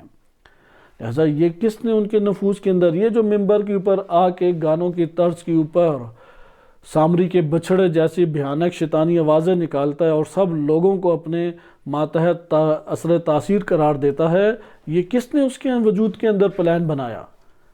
سولت لی نفسی، وہ کہے کہ میرے نفس نے، شیطان میرا نفس بنا، اس نے خوبصورت اور زینت بخش اس کو کر کے دکھایا، اور اس زینت بخشی کی صورت میں تمنا میرے اندر بھڑکی کہ میں بھی واہ واہ کو سنوں، میں بھی شہرت کو حاصل کروں، میں بھی مال اور دولت کماؤں، اور اس کے نتیجے میں اس نے آگے قدم اٹھایا۔ وَأَمْلَى لَهُمْ، أَمْلَى لَهُمْ، اس کے اندر بھی بہت ایک تفصیل ہے، یہ دونوں شیطانی کام ہیں۔ سول لہم، پہلا کیا کرتا ہے؟ تسویل کرتا ہے، زینت ایسی بھڑکانا جو حقیقت کے مطابق بھی نہیں ہے اور تمناؤں کو ایجاد کر دے اور انسان بڑھ جائے، یہ تسویل شیطان۔ دوسرا ہے املا لہم، املا شیطان کی کیا ہے؟ املا لہم، شیطان کی املا یہ ہے کہ وہ اس کو پھر تاخیر اور ڈھیل اور مہلت کے خواب دکھاتا ہے۔ تمہارے پاس ابھی بڑی مہلت ہے، بڑی زندگی ہے، عیش کر لو، اس کے بعد توبہ کر لینا، یا توبہ کو بھی فراموش کرا دیتا ہے کہ تمہاری زندگی یہی ہے، اس کے بعد تو کوئی اور زندگی نہیں ہے، جو کرنا ہے بس اپنی تمنائیں پوری کرو، اپنی خواہشات پوری کرو، اپنے من کو پورا کرو جو تمہارے من میں ابھرتا ہے، اس طرح کی باتیں۔ یہ جو ڈھیل دینے کے خواب دکھانا ہے، یہ جو موت تاخیر سے اسے دکھائی دے رہی ہے، یہ جو جوانی نہ ختم ہونے والی اسے دکھائی دے رہی ہے، یہ کون اسے دکھا رہا ہے؟ یعنی صحت اس کی ختم نہیں ہونی، تاخیر ہے ابھی صحت ختم ہونے میں، جوانی ختم ہونے میں بھی بہت دیر ہے، پیسہ ختم ہونے میں بہت دیر ہے، ابھی موت آنے میں بہت دیر ہے۔ یہ سارے دیر اور مہلت کے کس نے دلاسے اسے دیے ہیں، کس نے خواب دکھائے ہیں؟ یہ دوسرا کام شیطان، کیونکہ اگر یہ نہ ہو تو پھر پہلا والا کام نہیں ہو سکتا۔ اگر آپ کو موت یقین ہو کہ اگلے لحظے بھی آ سکتی ہے، آپ ایک لذت بخش کھانا کھا کے دیکھیں، وہ کھانا بے ذائقہ ہو جائے گا۔ یہ نہج البلاغہ میں امام کا فرمان ہے، کثرت سے موت کو یاد کرو، کیونکہ یہ موت کی یاد تمہاری لذتوں کو بے رونق کر دیں گی، تمہاری لذتوں کو بے لذتی میں تبدیل کر دیں گی۔ یہاں پہ ایک واقعے کو ہم مطالعہ کرتے ہیں، چند واقعات تھے، آج ہماری گفتگو دیگر چیزوں کی طرف نکل آئی کہ انشاءاللہ تعالی ہم آگے بقیہ کو پڑھیں گے۔ ایک واقعہ صحیح سند ہمارے ہاں وارد ہوا ہے، اور اس واقعے میں بدعتی کے انجام کو ملاحظہ کریں کہ تھوڑا سے منٹ ہم اس میں لے لیتے ہیں تاکہ یہ موضوع، کیونکہ صرف 2 درس ہمارے باقی رہ گئے ہیں، تو اس میں یہ موضوع تسویل شیطان و املاء شیطان، اس کے مورد ہمارے پاس مکمل ہو جانے چاہیے۔ ہمارے ہاں کتب میں بدعتی کے بارے میں وارد ہوا ہے کہ بدعتی کا انجام انتہائی پست اور انتہائی گھٹیا ہے۔ بدعتی کسے کہتے ہیں؟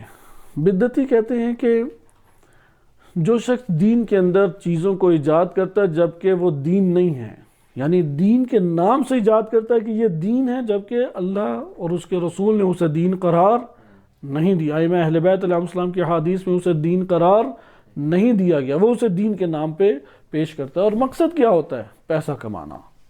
مقصد کیا ہوتا ہے؟ لوگوں کو اپنے پیچھے لگانا۔ بدعتی کی توبہ قبول نہیں ہے، روایات میں ہے۔ یہ ممکن ہے تاکید کے لیے یہ بات ہو، اس وقت تک توبہ قبول نہیں ہے جن کو بہکایا تھا وہ سارے رائے حق کے اوپر نہ آ جائیں۔ اس کے اوپر آپ صحیح سند ہمارے پاس روایات وارد ہیں۔ آئیں ہم ایک حدیث کو پڑھتے ہیں۔ اور آج کے دور میں افسوس کا مقام یہ ہے کہ ہمارے ہاں بعض اوقات بعض علماء انہی سیاستدانوں اور حکمرانوں کی چوکھٹ پہ عوام کو لانے کے لیے اور قلبی وابستگیاں پیدا کر کے تاکہ یہ انہیں ووٹ دیں اور انہیں کوئی ٹکٹ ملے، ان کا کوئی سیاست کے اندر نام چمکے، ان چیزوں کی خاطر دین کو توڑ مروڑ کے جواز اور اباحہ کے عجیب و غریب راہیں نکال کے لوگوں کے سامنے پیش کرتے ہیں، اور پھر سمجھتے ہیں کہ ہم الہی کام کر رہے ہیں۔ لہذا اگر بالفرض ہم یہ کہتے ہیں کہ ہاں کوئی ایسا مورد استثناء ہے کہ اگر سلطان جائر ہے یا غیر قانونی غیر شرعی حاکم ہے کہ اللہ تعالیٰ نے اسے حاکم نہیں بنایا، اس سے آپ مسلمانوں کا یا امت اسلامیہ کا مفاد لے سکتے ہیں اور قریب آ سکتے ہیں اس کے اس وجہ سے تاکہ آپ مسلمان اور امت اسلامیہ کا مفاد اس سے کسب کریں، تو ایک جواز ہے۔ آیا جو ہمارے ہاں صورت بنی ہوئی ہے اس میں یہ والا جواز نکلتا ہے؟ امت اسلامیہ کا اس سے کوئی فائدہ نکل رہا ہے؟ مثلا ایک حکمران ابھی حکومت میں نہیں ہے، ایک حکمران جو ہے اس کے پر کئی قسم کے پرچے کٹے ہوئے ہیں، ایک حکمران جو کہ ابھی حکومت کے اوپر نہیں اور خود سے دعوے دار ہے مختلف چیزوں کے، اس کی حمایت کا کیا مطلب؟ اس سے کون سا امت اسلامیہ کا فائدہ اور نفع نکلنا ہے؟ اس سے مکتب تشیع کا کیا فائدہ نکلنا ہے؟ لہذا یہ جو ان کی چوکھٹ کے اوپر بندوں کو لا کے پھینک دینا ہے، یہ غیر ایک دینی امر ہے۔ لہذا اس میں توجہ کرنی چاہیے۔ بالفرض اگر ہم مان لیں کہ اگر حکومت میں بھی ہو، تو مثال کس کی دیتے ہیں؟ یوسف علیہ السلام کی۔ انہوں نے کہا کہ میں خزائن ارض کے اوپر محافظ بننا چاہتا ہوں، تو پہلے یوسف تو بنو، اپنا کردار تو قوم کے سامنے یوسف جیسا پیش کرو۔ قوم کے پاس کردار کون سا ہے؟ خود ان کے ساتھ اگر آپ انہی حکمرانوں کے ساتھ چند دن گزاریں اور ان کے نماز کے اوقات دیکھیں گے کس ٹائم یہ نمازیں پڑھتے ہیں، پتہ لگ جائے گا کہ یہ مثل یوسف ہیں یا یہ مثل غیر یوسف ہیں، کوئی اور نام نہیں لیتے۔ کم سے کم حضرت یوسف علیہ السلام جیسے کردار، عفت، حیا کا نمونہ یہ نہیں ہیں۔ اگر یہ محافظ ہیں تو سارے مالیات کی حفاظت ان کی زندگی میں ہمارے سامنے آنی چاہیے نا۔ یہ گاڑی، یہ بہترین کھانے، یہ بہترین ہوٹلنگ، یہ بہترین سفر، یہ بہترین عالی شان گھر، کہ آج کل کاروباری افراد کے پاس بھی ایسے بہترین گھر نہیں ہیں۔ یہ مالیات کس طرح سے آپ کے پاس آئے؟ آپ تو حفیظ امت ہیں، آپ تو امت کے مال کے اوپر خزانہ دار ہیں اور امین ہیں، تو وہ دکھائی دینا چاہیے نا۔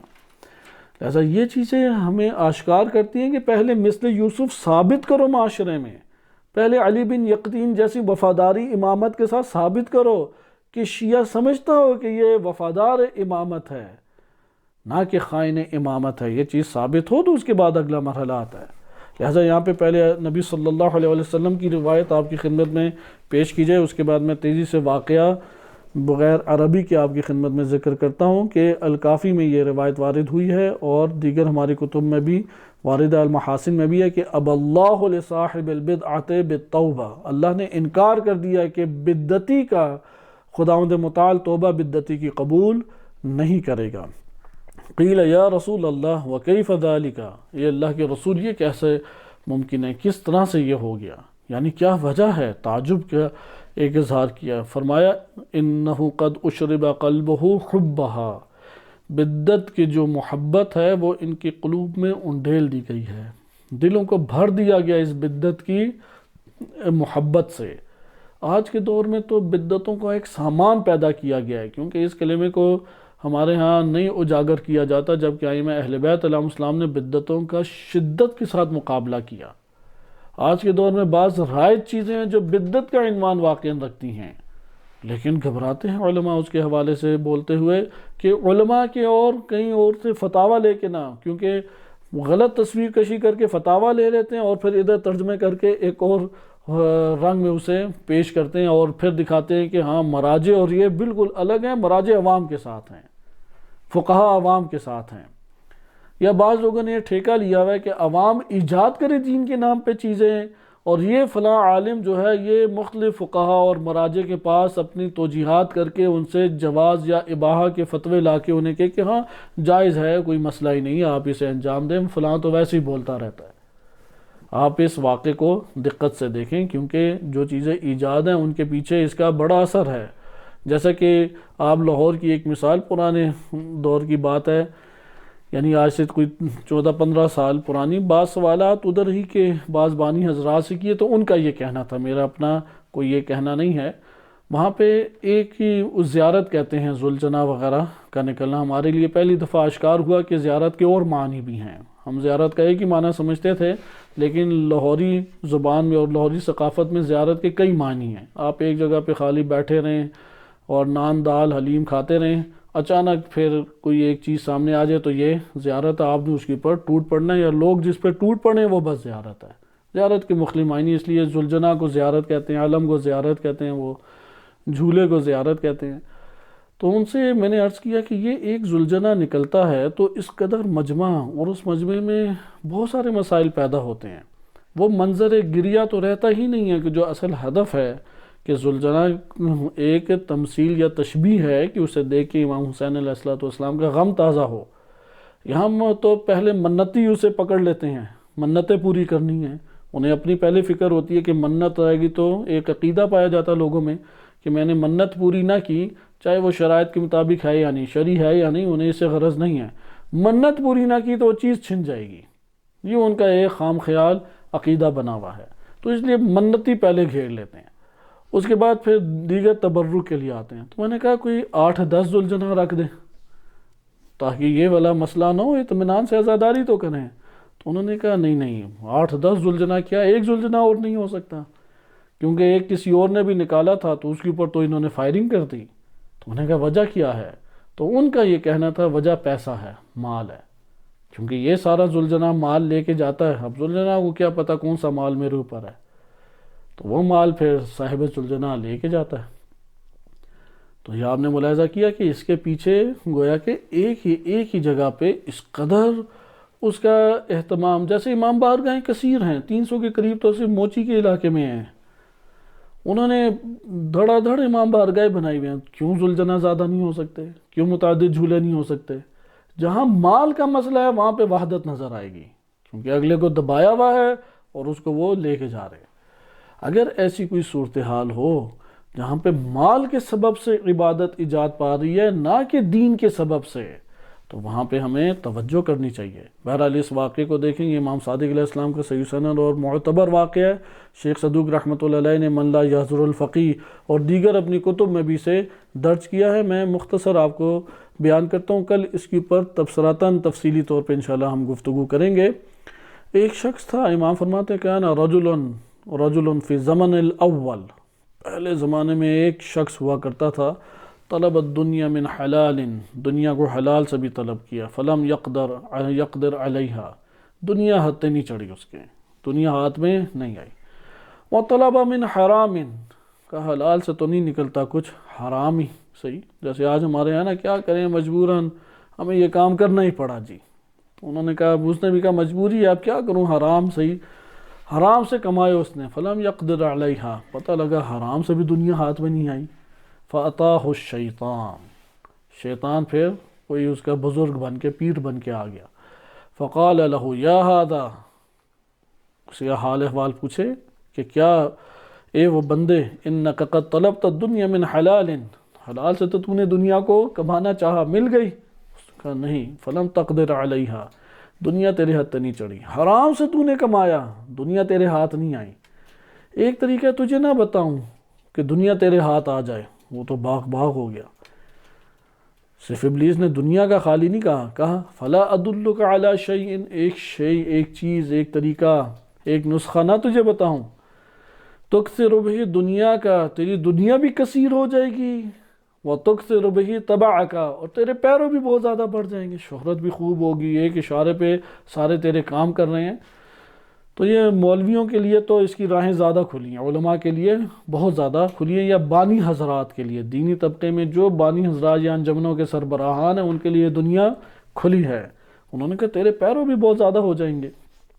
اس نے تو فوراً ہی آ کے کہا کہ ممکن ہے ہاتھ چومے ہوں کہ بھلا کیوں نہیں، آپ بتائیں، جل بتائیں۔ تو کہا کہ تب تدعو دینن، کہ تم دین کے عنوان سے کوئی چیز ایجاد کرو، کہو یہ دین ہے، یہ اللہ کا دین ہے۔ یہ امام حسین علیہ السلام چاہتے تھے، جیسے آج کے دور میں قمع زنی، زنجیر زنی، فلاں فلاں، حتیٰ کہ بعض ایسے ہمیں فتاوی ملتے ہیں، ان سے جا کے پوچھا کہ یہ آپ نے کیوں فتویٰ دیا، جبکہ آشکار روایت اہل بیت علیہ السلام میں قمع زنی و زنجیر زنی کا بیان نہیں ہے کسی جگہ پہ۔ بہار الانوار میں ایک دو جگہ پہ، وہ بھی سند اس کی کوئی نہیں ہے، اور وہ بھی کتاب علامہ مجلسی رحمۃ اللہ علیہ فرماتے ہیں مجھے ملی تھی، تو میں نے اس سے یہ نقل کر رہا ہوں بس۔ فقہ استنباط تو اس طرح کی روایات سے نہیں کر سکتے، اس میں روایت بھی نہیں ہے کہ کسی امام سے ہو۔ مثلا جناب زینب سلام اللہ علیہ نے محمل پہ سر مارا اور خون جاری ہو گیا، یا امام سجاد علیہ السلام کا خون جاری ہو گیا، آپ پیچھے دیکھیں روایت اصل میں امام معصوم سے نہیں ہے۔ تو انہوں نے جواب دیا کہ بہت سارے مومنین ملنگ ہمارے پاس آتے ہیں اور وہ اسی عزاداری سے امام حسین علیہ السلام کی یاد تازہ کرتے ہیں، تو ان کو جذب کرنے کے لیے اور راغب کرنے کے لیے فتویٰ دیا گیا ہے۔ یعنی اس طرح کی بھی صورتحال موجود ہے۔ ہمارے اساتذہ اور بزرگان نے یہ واقعہ خود سنایا ہے کہ جو محضر میں حاضر ہوئے بعض ایسے افراد کے جن کے فتاوی منظر عام کے پر آتے ہیں، لہذا آپ نے ملاحظہ کیا کہ تب تدعو دینن، ایک دین ایجاد کرو تم بھی، دین کے نام سے ہم سب اپنے علاقوں میں جائیں، یہ ترکیب سب کے لیے آشکار کھلی ہے، کر سکتا ہے وہ شیطانی عمل، دین کے نام سے ایجاد کرو، وتدعو الیہ الناس، لوگوں کو اس کی طرف بلاؤ۔ اس نے بھی جا کے یہی کام کیا، یہ کام کیا۔ تو آپ جانتے ہیں جو اس طرح کی نئی چیزوں لوگ تو فوراً ہی چھلانگ مار کے اس کے اوپر آ جاتے ہیں، تو لوگوں نے خوب جواب دیا، فَأَطَاعُوهُ، اس کی اطاعت شروع کر دی لوگوں نے۔ اب جو دنیا اس کے پاس آئی تو خوب آئی، اس کا بھی پیٹ بھر گیا، گھر بار بڑا چاہیے تھا، بڑی گاڑی، بڑے عزت احترام کرنے والے، اس طرح کے پیروں ہوں تو کسی عزت نہیں ملے گی۔ تو یہ اس وقت دین کو بدنام کرنے کے لیے غرب شرق میں ہالی ووڈ بالی ووڈ سے فلمیں بن رہی ہیں، ایسے ٹھیکیدار دین کے چہرے مقدس نما لے آتے ہیں مسلمانوں میں، سکھوں میں، عیسائیوں میں، یہودیوں میں، ہندوؤں میں، اور وہ پیچھے سے مالیات ان کی ظاہر کرتے ہیں، دیکھو مال کے لیے سارا کر رہے تھے۔ یہ بھی شیطان ہی ان سے کرا رہا ہے، انہیں بھی شیطان ورغلا رہا ہے اور ان سے بھی شیطان ہی فلمیں بنوا رہا ہے۔ اور کس کو برباد کرنا چاہتے ہیں؟ حجت الہی کی اطاعت نہ ہو، دین حجت الہی سے نہ لیا جائے۔ لہذا فَأَصَابَ مِنَ الدُّنْيَا، خوب اسے دنیا ملی، پیٹ بھر گیا جب اسے بھی خوب شہرت اور خوب کھانے کھائے، بڑے بڑے گھر، بڑی بڑی گاڑیاں، آل اولاد۔ اب کیا ہوا؟ فکر، سوچا یار کیا کر بیٹھا ہوں، ما صنعت، کیا خرابیاں میں نے کر دی۔ توبہ کی طرف آیا، کہا کہ دین میں نے ایجاد کیا، لوگوں کی اس کی طرف دعوت دی، کہا کہ وما ارا لی توبتاً، مجھے تو نہیں لگتا میری توبہ قبول ہوگی، الا ان آتی من دعوتہ، کہ جن کو میں نے اس کی طرف دعوت دی ہے انہیں واپس پلٹاؤں۔ تو اب اس نے اپنے اصحاب کو جمع کیا، بڑے بڑے لیڈران اور اپنے پیروں کو جمع کیا، کہا کہ میں نے آپ لوگوں کو جس دھڑے پہ لگایا اور جو چیزیں ایجاد کی ساری باطل تھیں۔ انہوں نے کہا کیسے باطل تھیں؟ تم اپنے دین میں شک کرنے لگ گئے ہو، تم بہک گئے ہو، ہم تو رائے حق پر ہیں، تم واپس لوٹو دین حق کی طرف۔ جو بدعت اختیار کر لے وہ واپس تھوڑی لوٹتا ہے، اس لیے یہ بدعتوں کا ایجاد کرنا بہت خطرناک ہے۔ لہذا ابھی بھی جو ہمارے ہاں شیعہ سنی اختلافات میں سے کہ خلیفہ ثانی نے بدعت ایجاد کی، ذرا چھڑوا کے دیکھیں۔ امیر المومنین علیہ السلام نے معتبر روایت ہے بھیجا امام حسن مجتبیٰ علیہ السلام کو مسجد میں، کہا یہ تراویح جو ہے اس طرح نہیں تھی، چھوڑو یہ تراویحیں اور پڑھو اپنی نماز مستحب نوافل الگ الگ، ان مستحب نمازوں کی تو نہیں جماعتیں ہوتی۔ انہوں نے وا عمرہ نعرے لگانے لگ گئے۔ لہذا امام علی علیہ السلام نے واپس حکم بلایا کہ کہیں شام کی طرح کوفہ کے حالات بگڑ نہ جائیں۔ لہذا ملاحظہ کیا کہ ایک رائج ہو جائے چیز اسے ہٹانا آسان نہیں۔ پھر اس نے توبہ کی کوششیں کیں تو کوئی اس کی توبہ نہیں ہوئی، اس کی لوگوں نے بھی منع کر دیا، بڑا افسوس ہوا، اور اس نے زنجیریں لی، بڑی بڑی اس کی زنجیریں اور میخیں لی، دیوار کے اوپر زنجیریں پورے بدن میں باندھ کے گاڑ دی میخیں، اور کہا میں تب تک نہیں زنجیروں سے ہٹوں گا جب تک اللہ مجھے معاف نہ کر دے۔ جیسے نبی صلی اللہ علیہ وسلم کے بعض اصحاب کا واقعہ ہے کہ وہ غار چلے گئے پہاڑ پہ، 3 دن رہے، چوتھے دن وہی نازل ہوئی، حضرت صلی اللہ علیہ وسلم ان کے پاس گئے اور فرمایا توبہ قبول ہوگی، آ جاؤ۔ تو اس دور میں انبیاء میں سے ایک نبی کے اوپر وحی نازل ہوئی، اور اس نبی کو یہ وحی نازل ہوئی کہ جاؤ قل لفلان، فلاں شخص کو جا کے کہہ دو اگر تمہارے بدن کا جز جز ٹکڑے ہو جائے اور تم مسلسل مجھ سے پکارتے رہو، استغفار اور توبہ کرتے رہو، میں تمہاری توبہ قبول نہیں کروں گا، اگر ایک ایک بدن کا جز بھی تمہارا جدا ہو جائے۔ یہاں تک کہ وہ افراد جو تیری ان بدعتوں کی دعوت کے اوپر مر چکے ہیں عمل کر کے، وہ لوٹ آئیں واپس تو میں توبہ تیری قبول کر لوں گا، وَإِلَّا تیری توبہ قبول نہیں ہے۔ صلی اللہ علیہ سیدنا محمد وآلہ الطاہرین۔